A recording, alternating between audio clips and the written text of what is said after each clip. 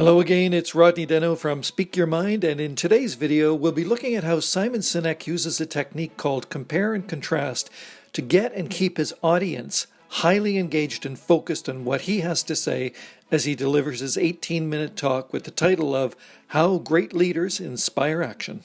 As of May 2020, this talk has been viewed over 62 million times, and talks only get viewed this many times if they are both memorable and shareable. What makes Simon's talk memorable and shareable is the way he gets and keeps our attention throughout the talk and how he clearly articulates his core idea in multiple ways so we can easily remember it and want to share it with others. The compare and contrast technique is really easy to explain. It's an English idiom or phrase that means to note what is similar and different about two or more things. Now, to understand why the compare and contrast technique is so effective, we need to understand a little bit about how our brain works. We understand something much better if we can see it in relation to something else. We see and understand differences more easily and more fully through comparison, and they are more memorable.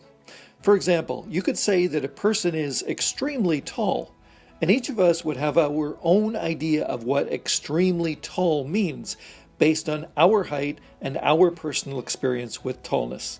But if you said that the person was 8 feet and 11 inches and his father's eyes were at the same height as his son's belt buckle, now we can create a picture in our minds of what that might look like. And here is what it actually looks like.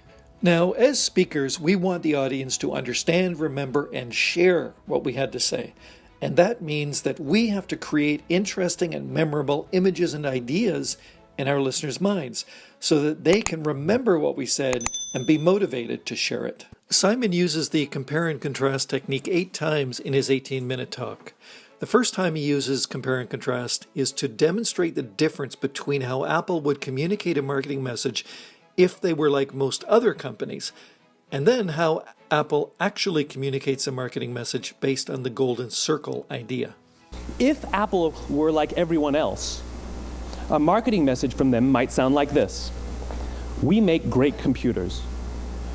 They're beautifully designed, simple to use, and user-friendly. Want to buy one? Meh. Here's how Apple actually communicates. Everything we do, we believe in challenging the status quo. We believe in thinking differently. The way we challenge the status quo is by making our products beautifully designed, simple to use, and user-friendly. We just happen to make great computers. Want to buy one?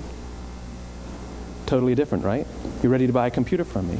All I did was reverse the order of the information.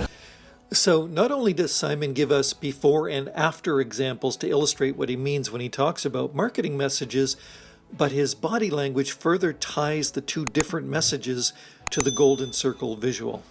Okay, now let's look at a more detailed use of the compare and contrast technique. In this example, Simon wants to make a point about the power of purpose-driven leadership. Now, he could simply have used the Wright brothers as an example of this type of leadership, but some in the audience would not have any way to directly compare it to other forms of leadership. Since Simon wants this example to be both memorable and shareable, he provides us with a contrasting example. Listen to how he sets up Samuel Pierpont Langley and his team as a counterpoint to the Wright brothers and their team. Samuel Pierpont Langley was given $50,000 by the War Department to figure out this flying machine. Money was no problem. He held a seat at Harvard and worked at the Smithsonian and was extremely well connected. He knew all the big minds of the day. He hired the best minds money could find, and the market conditions were fantastic. The New York Times followed him around everywhere, and everyone was rooting for Langley. And how come we've never heard of Samuel Pierpont Langley? A few hundred miles away in Dayton, Ohio, Orville and Wilbur Wright. They had none of what we consider to be the recipe for success. They had no money. They paid for their dream with the proceeds from their bicycle shop. Not a single person on the Wright brothers' team had a college education, not even Orville or Wilbur.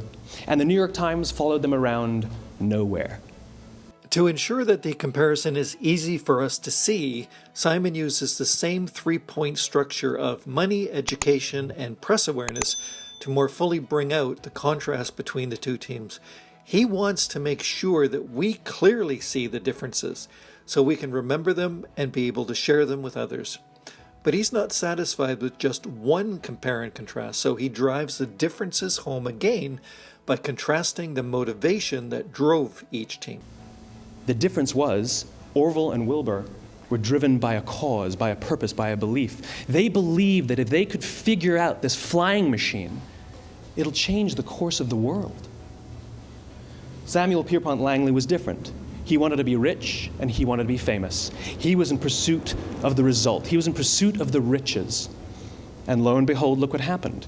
So the next time you want your audience to not only remember what you said, but be able to share it with others, then use compare and contrast to make your message more memorable and more shareable. And if you want more videos like this one, then click the subscribe button and the bell icon so you get notified when my next video is released. And in the meantime, check out the other videos on my channel, and as always, speak your mind with confidence and clarity.